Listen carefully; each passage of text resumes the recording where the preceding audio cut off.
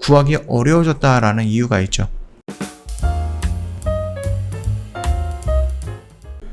네, 안녕하세요. 허브경제TV 최호영입니다. 오늘 볼 종목은 제넥신이라는 종목입니다. 제넥신 토종 백신 관련된 종목이죠. 근데 얘가 그 mRNA 컨소시엄 참가한 게 아니에요. 예전에 한번 관련돼 가지고 얘가 모더나라든지 아니면은 그 mRNA 관련된 종목이 움직일 때 연동돼 가지고 움직이는 그런 모습이 살짝 비치긴 했는데요. 이거 참가는 사실 물군이라고 나왔습니다. 그러면은 mRNA로 엮여서 움직이는 거에 대해서는 조금 조심스럽게 접근을 해야 된다라고 좀 말씀을 드릴게요. 자, 일단은 컨소시엄 참여하지 않는다라고 딱 말을 했어요. 그것도 5월 18일 날에 얘기한 거예요. 제넥신은 DNA 플랫폼을 통해서 개발된 백신의 사업 생산에 집중을 하고 있고요. R&D, 역량 강화를 통해서 백신 주권 확보에 총력을 기울인 입장이다 라고 좀 되어 있어요.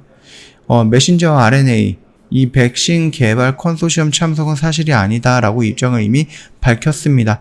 그러면서 DNA 백신에 좀 집중을 한다, 이렇게 좀 언급이 되어 있고요. 좀 뉴스가 하나 더 나왔는데 이것만 좀 읽어보도록 하겠습니다. 일단 코로나19 백신 개발 가속하기 위해서 식품의약품 안정처가 코로나19 백신 임상 계획 시험 계획표 표준안을 마련을 했습니다. 예방 접종으로 국산 백신 임상 참여자 모집이 어려워진 것을 감안했을 때 임상 3상의 방식 기준을요, 백신과 비교 임상으로 바꾸고요, 참여자 수도 최소 3,000명으로 완화를 했습니다. 보통 3상 하면은 되게 많거든요, 사람들이. 뭐 해외 같은 경우는 이제 몇만 명씩 진행을 하는 거다 보니까 3,000명이면 굉장히 크게 완화를 한 거죠. 일단 뭐 그 식품의약품 안전평가원 원장님께서 브리핑을 열고 국내 제약사에 코로나19 백신 개발 지원하기 위해서 우리 백신 프로젝트를 시작을 하고요. 그 일환으로 코로나19 백신 임상 시험 계획서 표준안을 마련을 했다라고 하죠. 우리 백신 프로젝트는 국산 백신으로 자급화를 이룰 수 있도록 식약처가 R&D부터 허가까지 백신 개발 전 과정을 적극 지원하는 사업입니다. 우리 백신 프로젝트의 첫 활동으로 식약처는 코로나19 백신 임상 시험 계획서 표준안을 마련을 했는데요. 임상 1 이상, 그 다음 임상 3상, 임상 3상 그 비교 임상 등 3종으로 마련을 했고요. 임상 단계별로 임상 디자인, 그 다음에 시험 대상자 선정, 제외 기준, 그 다음에 평가 변수 등에 대해서 상세 기준이 담겨져 있다고 합니다. 이번 표준안에서 가장 주목할 것은 식약처가 임상 참여자 모집으로 어려움을 겪고 있는 국내 제약사들에게 해결 방법을 제시했다라는 점이거든요. 기존 3차 같은 경우는 접종하지 않는 수만 명의 피실험자에게 백신 후보 물질과 미약을 투여하고요. 각 시험군이 얼마나 코로나19에 걸렸는지를 보고 백신의 방어 효과를 측정을 하는데, 다만 국내에서 코로나19 예방 접종이 시작이 되면서 백신 접종하지 않는 사람을 구하기 어려워졌다라는 이유가 있죠. 이에 식약처가 백신 심사 그 전문가들은 이미 허가된 백신과 개발 중인 백신, 중앙 항체와 같은 면역 원성 지표 등으로 비교하는 면역 원성 비교 임상 3상 설계를 선제적으로 제시를 했다고 합니다. 현재 임상시험에 진입해 있는 코로나19 국내 백신 같은 경우는 제넥신, SK바이오사이언스, 진원생명과학, 유바이로직스, 셀리디 등 5개가 있고요.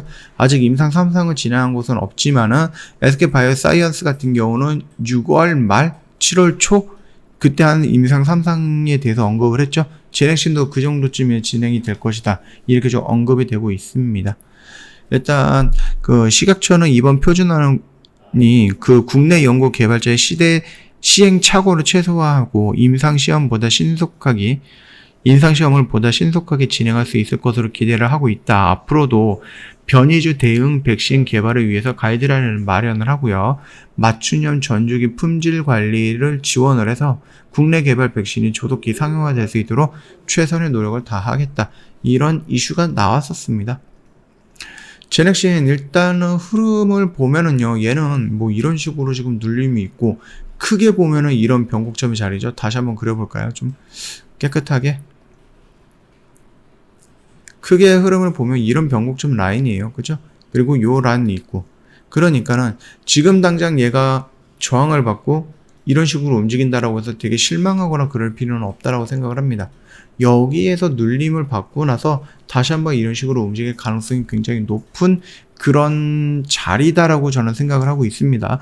물론 임상 실험 결과에 따라서 뚝뚝뚝 이렇게 떨어질 수는 있겠지만은 지금까지 제넥신이 행보를 보면은 결과가 그렇게 부정적이지 않기 때문에 지금까지 뭐 한미약품이라든지 그쪽이랑 계약을 하고 인도네시아랑 또 계약을 하고 계속해서 이렇게 좀 진행을 하고 있는 거죠. 나름 자신하고 있는 결과가 나올 것이다, 도출이 될 것이다. 그렇게 좀 스스로는 보고 있는 것 같습니다. 그러면 우리는 이 제넥신의 행동에 따라서 우리는 그러면 믿고 갈 수밖에 없겠죠. 자, 이 라인에서는 굳이 내가 도망갈 필요가 있는 자리는 아니다.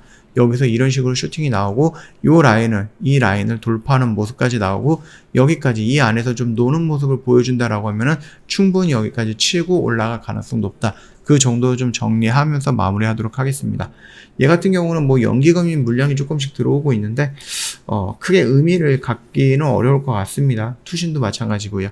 외인 정도 물량을 좀 신경 쓰면 될 것 같고요. 한 이틀 정도 한 35,000주, 36,000주 정도가 나왔는데요.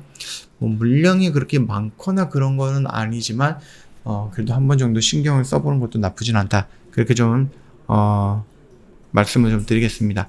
저희 이벤트가 오늘이 마지막입니다. 5월달 이벤트 마지막이에요. 더 이상 기다릴 수가 없습니다. 더 이상 연기할 수가 없겠죠. 자, 1년에 360만원인데 지금 120만원을 할인폭 크게 해서 진행을 해드리고 있고요. 뭐 보시면 아시겠지만 회원님은 저희 홈페이지에 구경하러 오시면은 기본적으로 이 수익을 어떻게 냈느냐 요거 좀 구경을 많이 하시잖아요. 오늘 보시면은 아시겠지만 오늘 저희가 주력주, 그 다음에 며칠 전에 또 주력주 하나 정리했습니다. 그러면서 저희가 주력주를 7개를 가지고 가는데 그 중에서 지금 2개를 완전히 정리를 했고요. 하나 정도는 비중 축소를 하면서 나머지는 비중 갖고 조금 더 상승하기를 기다리고 있는 겁니다. 왜 이런 식으로 정리를 하고 있느냐. 시장의 중심이었던 이런 부분들이 시장의 섹터가 업황이 중심이 조금 벗어나기 시작을 하다 보니까 이미 우리가 저 밑에서 잡아가지고 시장의 중심 끝자락까지 왔다가 120% 수익 구간에서 다 정리하지 못하고 일부만 정리하고 나머지는 갖고 있다가 시장의 흐름이 조금 변화가 되는 것을 감지해가지고요. 일단은 전량 다 매도하고 현금 확보하고 지금 시장의 중심이 되어 있는 또는 앞으로 시장의 중심이 될 종목을 저희가 다시 한번 주력주로 선정을 해서 진입하고 있다라는 겁니다. 그걸 위해서 저희가 주력주 정리하고 현금 확보했다. 새로운 종목으로 포트폴리오 변화를 주기 위해서 저희가 진행을 하고 있는 그 시점입니다. 그렇기 때문에 이 말뜻이 뭐예요? 오늘이 마지막 이벤트 날이에요. 오늘 가입하시고 내일 저희 기존 회원님들과 같이 새로운 주력주 같이 진입할 수 있는 기회가 왔다라는 겁니다. 이 점 참고하시면 될 것 같고요.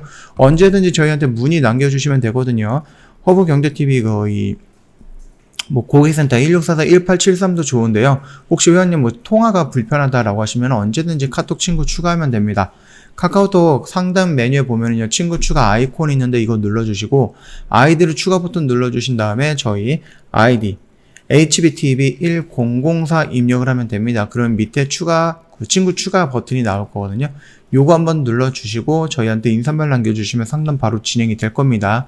이대로만 진행을 하시더라도 4층 채널은 피해서 가입하고 상담하고 주력주 같이 들어갈 수 있다. 그렇게 좀 정리하면서 마무리하도록 할게요. 자, 오늘 영상 여기서 좀 마치도록 하겠습니다. 영상 도움이 됐다 그러면 구독과 좋아요 한번 부탁드리겠습니다.